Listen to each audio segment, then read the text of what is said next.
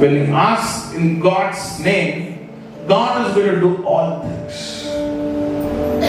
ಆತನ ನಾಮದಲ್ಲಿ ಭೇದ ಭಾವ, ಆತನ ನಾಮದಲ್ಲಿ ನಾವು ಸರಿಯಾಗಿ ಕೇಳಬೇಕು.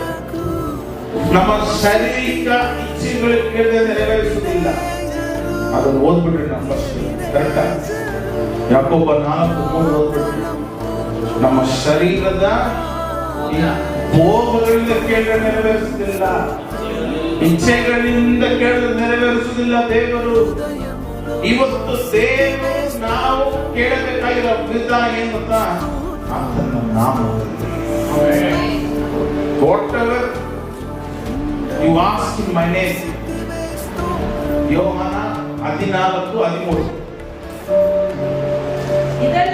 ಇದಲ್ಲದೆ ನೀವು ನನ್ನ ಹೆಸರಿನಲ್ಲಿ ಏನೆಲ್ಲ ಬೇಡಿಕೊಳ್ಳುವಿರೋ ಅದನ್ನು ನೆರವೇರಿಸುವನು.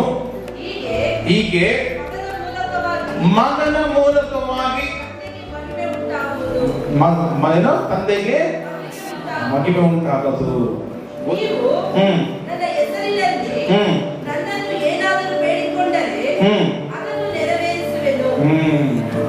ಯಾರ ಹೆಸರು ಕೇಳಬೇಕಾಗಿದೆ? ಯೇಸು ಸ್ವಾಮಿ ಹೆಸರು ಕೇಳಬೇಕಾಗಿದೆ.